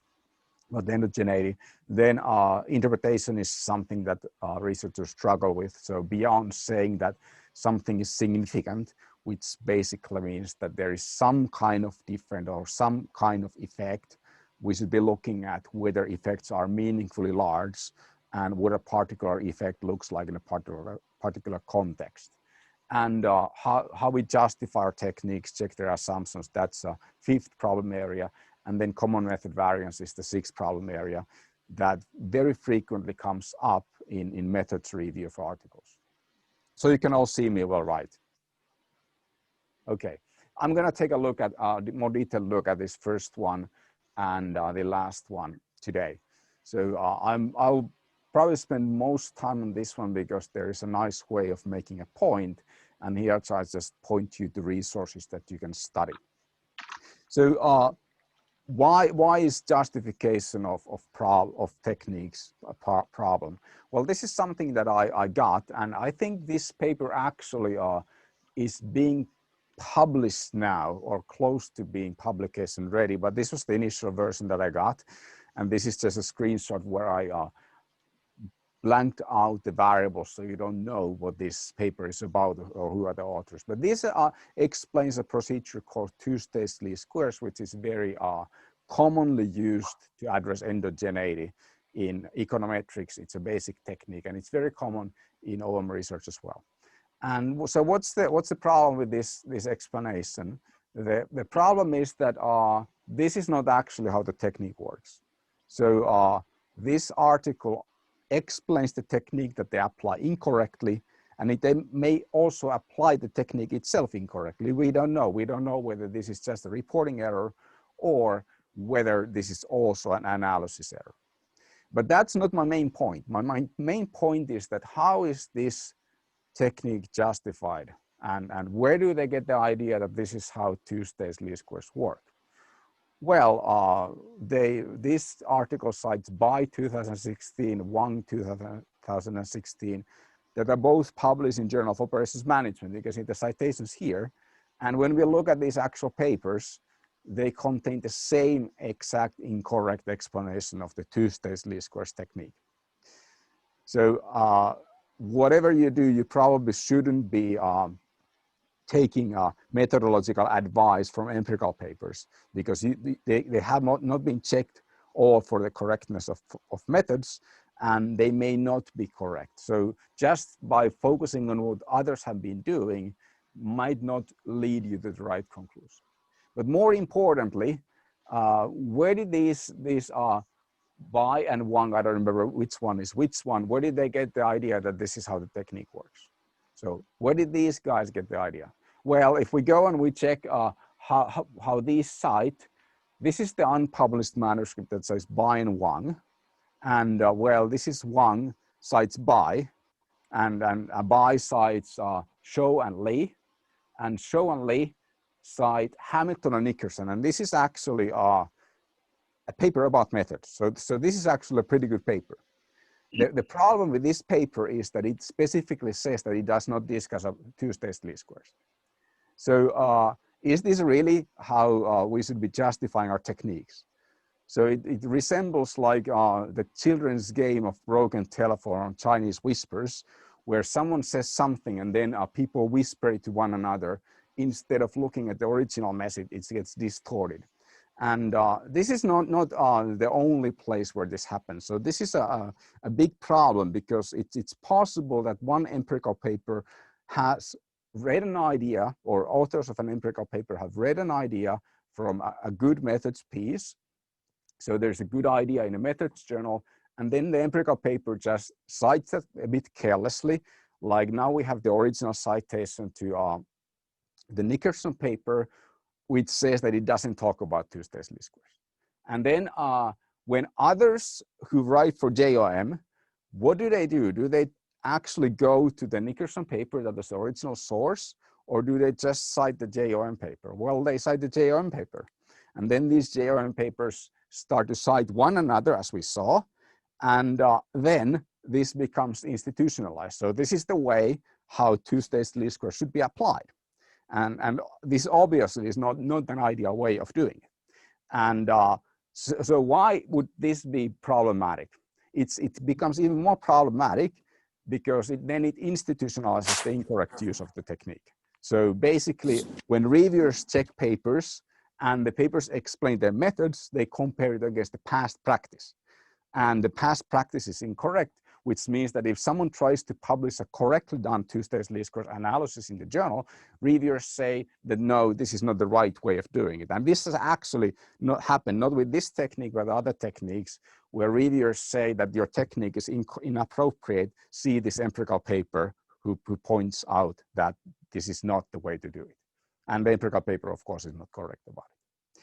And this is something that I want to address in our forthcoming paper, like how do you justify your choices that you make? How do we prevent this spreading of bad practice from one paper to another?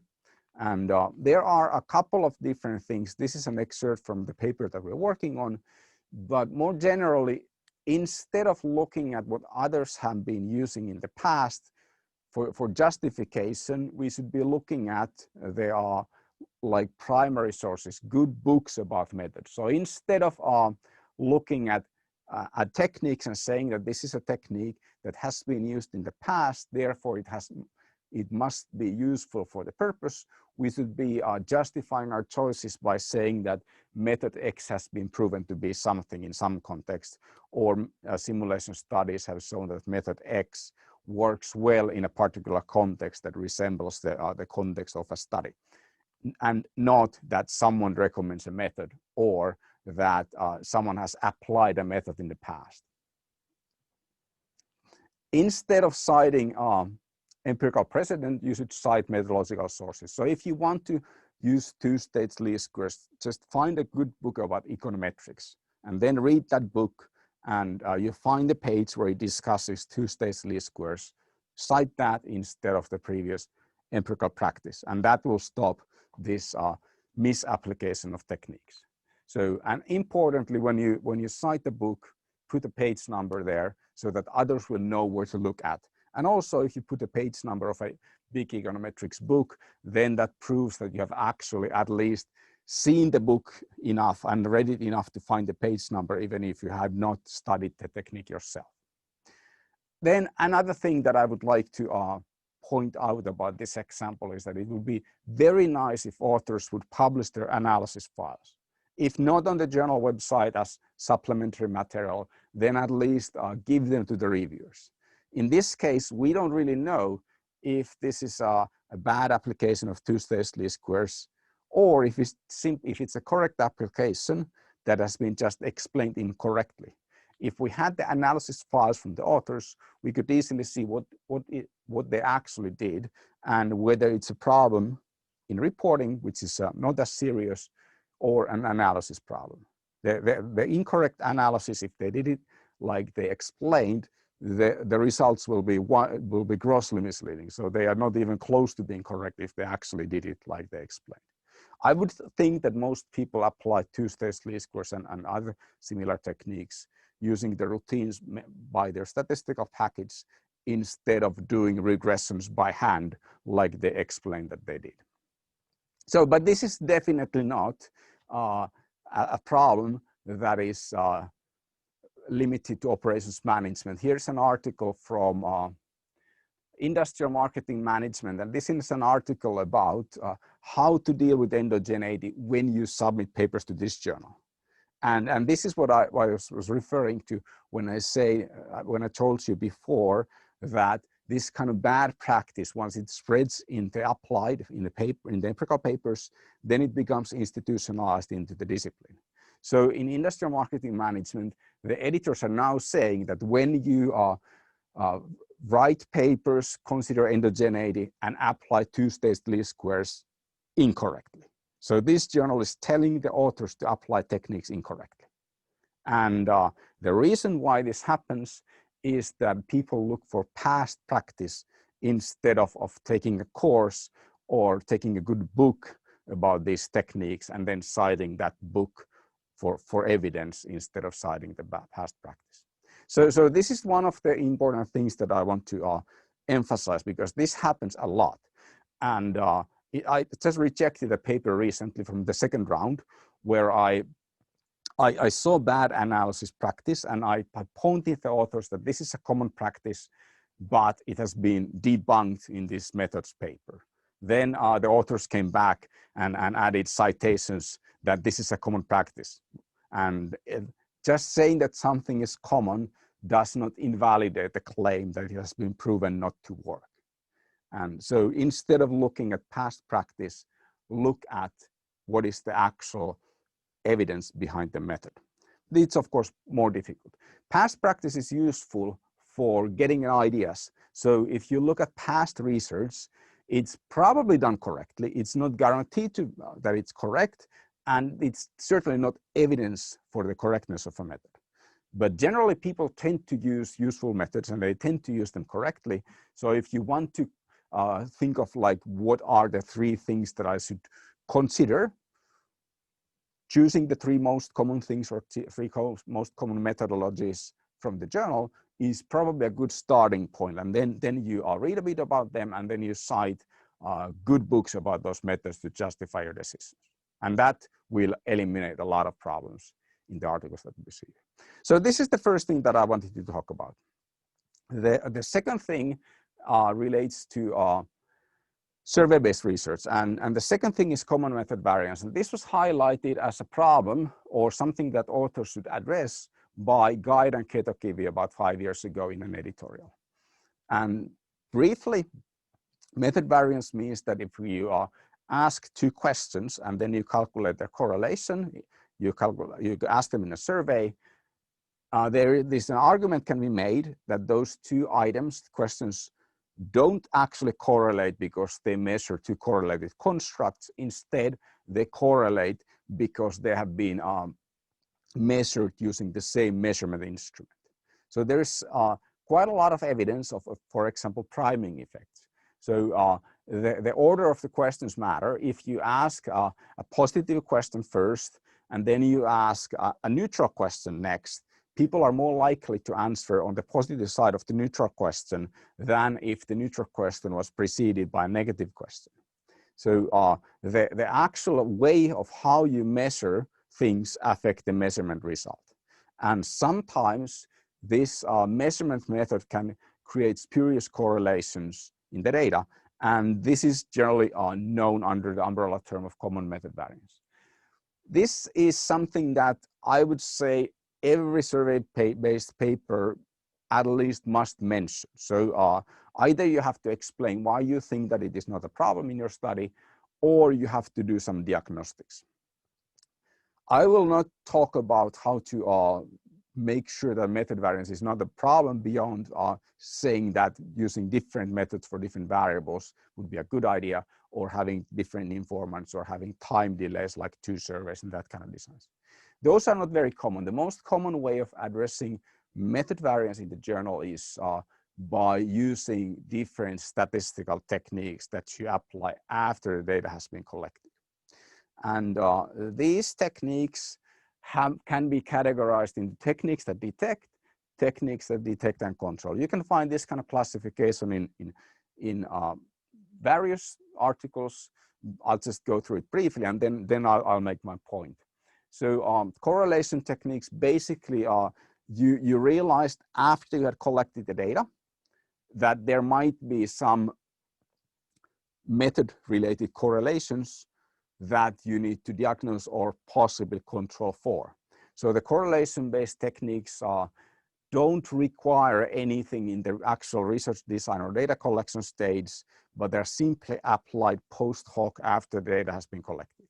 And this is basically the only thing that you can do if you did not think about method variance prior to the data collection. And there are different techniques under this category. Then we have marker variables and measured techniques. And these require that you consider method variance also already in the research design. Briefly, marker variable is a variable that you collect the survey question that measures an unrelated thing. And the idea is that if you, for example, ask the informant whether they like jazz music, yes or no, from 1 to 7, and then you ask everything else on a 1 to 7 scale, you can infer the effects of the common scale by looking at whether the person's attitude toward jazz music correlates with the other measures.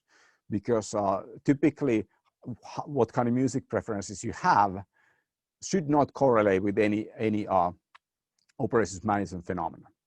And this allows us to some level of control for method variance. Another variant of these techniques is that if you think that your survey questions are affected by social desirability bias, you can add measures of social desirability to your research design.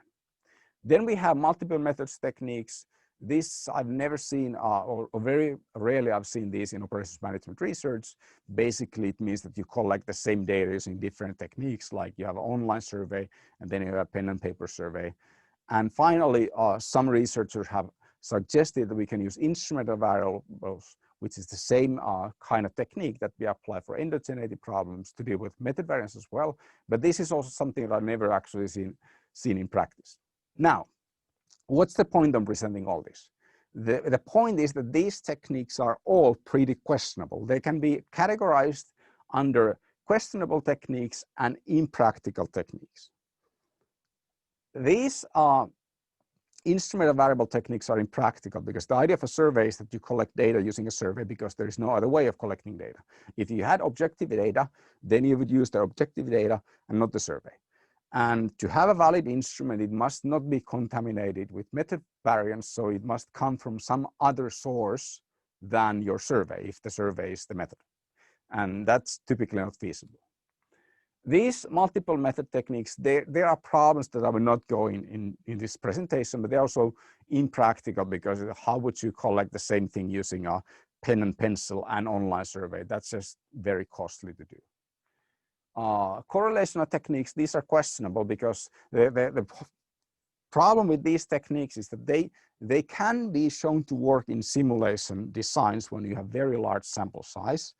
But outside very ideal conditions, these just fall apart. And this is something that current research on these techniques does not really explain well enough. It relates to identification, and it relates to the fact that when you try to explain the same correlation with a correlation between constructs and the method, that is most commonly not an identified model. And this is something articles mentioned identification problems, but they don't really explain it. So this is a bit less questionable. So with marker variables and actual measuring the sources of method variance, you can actually do some statistical adjustments afterwards, even if you have a method variance problem. So this is something that you should go for. I will not have the time to fully make this argument, but I'll give you a link to a playlist on YouTube here, where I spend like 2 hours in various shorter clips to explain why the marker variable technique is the only feasible technique out of these. So this gets pretty technical because the problem is actually a technical problem in these correlational techniques. So what should you do about method variance? Well, the best way is to avoid the problem in the first place. If you think that asking the same question, asking all your items using a single format, single time point from a single informant causes correlations that are spurious, then split the questionnaire into two and ask one set of questions from one person, another set from another person, or have a time delay between the surveys, or collect some objective data, or collect data with other techniques than survey, and that will avoid the problem. Use different kind of scale formats. Instead of asking if the company is doing well or not, ask specific numbers and then compare against competitors. That kind of things. Just don't use the 1 to 5 or 1 to 7 scale for everything and expect it to work well. So multiple sources are the best. And then another thing that is highlighted recently in this article by Spector in Journal of Management is that you should really consider the expected effect. So what is the thing that drives the correlations? Is it social desirability? Is it item priming effects? And this, of course, requires a lot of thinking before you do the actual survey, but that's pretty much the only way you can actually address this problem. So which effects are present in the study, item context effects, priming effects, and so on. These are explained really well in this rather long paper by Podzakov, which is still valid. The techniques that they address some of them are obsolete, but the actual mechanisms still work. So go through these papers and consider the different mechanisms for method variance, and then follow Spector's advice on how to model the actual mechanism. Then check the evidence if your survey scales are actually have been shown to be problematic for social desirability, then that is something that should be reported. Also, if you have evidence that social desirability bias does not affect your scale, well, good for you, should be reported in the paper. And then make informed decisions, evaluate the impact based on the evidence. So these are points that Spectre makes, and this is a very different take on method variance from anything else that has been published in the recent years. And it's very much worth reading if you want to do survey studies. The correlational post hoc techniques simply don't work. So if you don't think about method variance prior to the data collection and what you do about it, it is very unlikely that you will be able to properly address reviewer concerns about method variance, because these correlational techniques are simply so problematic. So markers, multiple indicators are best. So this is the list that we have. We have a paper that we are writing, hopefully we'll submit by the end of the year to Journal of Operations Management. And I went through method variance briefly and justification of methods, because I think those are issues that have been not addressed properly in prior research. The others are to some extent. So do's and don'ts, final slide. What should you do? Well, when you submit, consider the scope of the journal. We publish empirical research on operations management. Research questions should be important and interesting. Maybe some boring and interesting and important work would be acceptable as well. Justify your choices not by saying that this is how it has been done in the past. Instead, say that, well, this econometrics book says that this is a good technique for this purpose, and then you go for that. And make sure that it's clearly written. So quite often when we don't understand what authors do, then that's going to be a revise or reject. If it's a revise, then you have already spent one of your revisions. Typically, articles don't go to a fourth revision. So if you have revised your paper 3 times and it's not good enough, then it's highly likely to be rejected.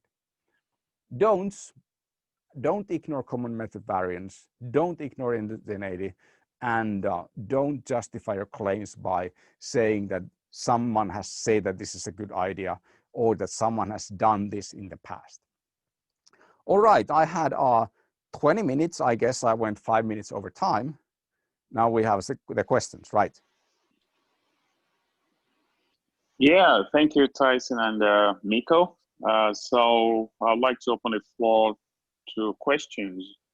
If anyone has a question for Tyson and Miko, thank you so much for the excellent presentation. Yeah, you can view a longer version of the presentation if you click on here on the YouTube link. That's my YouTube channel where I upload all my presentations.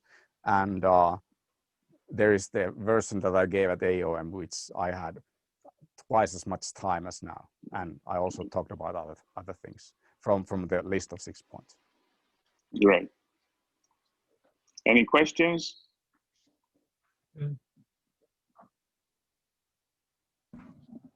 I have a question there, Goki. Yeah, go on, Tom. All right, again, Miko and Tyson, thank you very much for joining our small but highly motivated group here. We really do appreciate all this, and I really enjoy the fact that you take the view of trying to suggest what's practical. And it's nice to see that perspective. The one thing, and I'm glad we're catching this now, these thoughts now, and we really look forward to your article, because we're still designing our GMRG 6, going through pilot studies now, and so we really look forward to integrating. And I do think that we're trying to be intentional about the marker variables, but I think social desirability needs to be in there. The one just a curious question about, we know we've seen a lot of issues with survey-based designs. Are there also articles coming out on issues with secondary data? In particular, the issues with using financial reports as, I mean, the accounting journals have known for a while that there's problems with just the fact that the accounting standards can influence whether or not the results are really what they are. And you know, we know about accounting gimmicks and whatnot. I'm just wondering if there's anything in the horizon about issues with secondary data and how we can start being more informed about that. I'll quickly say that I'm not aware of an article about that on the horizon. Miko, how about you? I'm not aware of article specifically about that, but I can point to a good article about ratio variables, which is one of the problems in accounting data, that when you have the same, like you have asset is often used as the denominator. And if you have the same denominator in multiple variables, then that causes spurious correlation. So there's an article in Organizational Research Methods called Divide It We Fall by, I think it was by Serco and co-authors. And that's useful. We don't have anything coming up. We will address that issue with maybe one paragraph in the paper that I mentioned that I'm working on. And this is just, we went through published papers in JOM, and we found one paper, one or two papers, where the result could be simply explained by the fact that this is how accounting math works. So if you have the dependent variable and independent variable, and they are depending on one another because of how accounting works, then you can't really say anything except that there exists a correlation by definition. And it does not, if something exists by definition, then it doesn't really tell us anything about the real world. Yeah, but you're absolutely right, Tom. Secondary data is becoming more and more prominent across the board in empirical research these days. And especially as it becomes so much more prevalent, so much easier to get. Sometimes big data are questionable in terms of their cleanliness and so forth.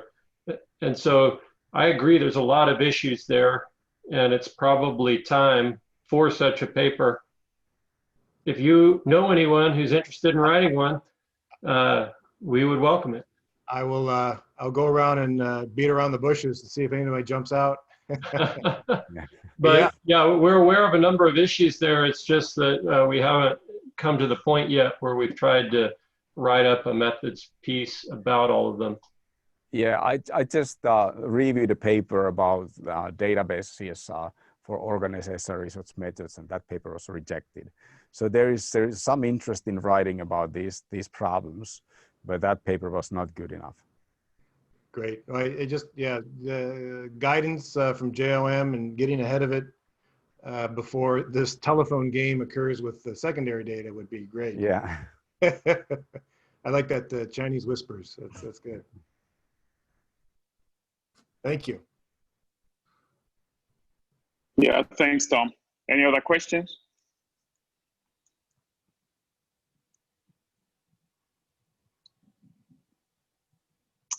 Okay, I think I'm going to hand over to Marcio to bring this conference to a close. Thanks again, everyone. Yeah, thanks. Have a nice weekend. Thank you. Thank you. Thank you very much. Marcio, you're muted. Always. Okay, thank you, Mike, Nico, and Tyson for your presentation. And I would like to thank you all for attending. As Tom just quoted, a small group but highly motivated group of GMRGers. Looking forward to get our 6th round of the GMRG survey somehow around this next year, early next year. Let's hope for. In those very unusual pandemic times for launching an international survey. And this scale is a really challenging one. As I said that in the beginning, it challenges our creativity and rigor to collect the data for the survey, And we are really looking forward to get other research methods combined with survey data under the GMRG initiative. I would like again to thank you all for attending, all of the panelists, all of the efforts that was put behind scenes by Robert, Swati, and all of these great folks that make it possible for us to be presenting this second session of the annual meeting, a virtual one, and be looking forward to continue working with the GMRG community during this and next year. Thank you very much. And we are closing our annual meeting. Thank you all. Will Tom also like to say a word or two? Yes, please, Tom. Oh, I thought I could just sit here and smile. No, no. I believe it was the wisdom and the words of Professor Clay Weibark, who said, "Ask not what GMRG can do for you. Ask what you can do for GMRG." So I think we live and breathe on volunteerism, and you know, one thing about GMRG and bringing Tyson and Miko on this is just one example of what our mission is. One of the elements of our mission is to bring the best practices to the community, the GMRG group, and spread this throughout the world. We want the entire OM profession to rise with us, and we do that by our outreach and by our commitment to bringing knowledge to you. So we welcome any thoughts and suggestions from you in the future for more ways in which we can provide. I mean, if we're gonna post Miko's YouTube videos sooner than later, and we've been trying to get more and more of that out there to everybody. So keep letting us know what we can do for you, and please reach out and see how you can help us with that mission, because we need all the help we can get. The whole community does. So thank you again for everybody who's here today. You're now the disciples that go out and spread the good word of GMRG. So thank you very much. Thank you, everyone. That was the last comment from Nicola. So we could tap on Nicola's knowledge of publishing and accounting journals. Just to address your question earlier, Tom. Mm-hmm. Okay. Thank you so much, everyone.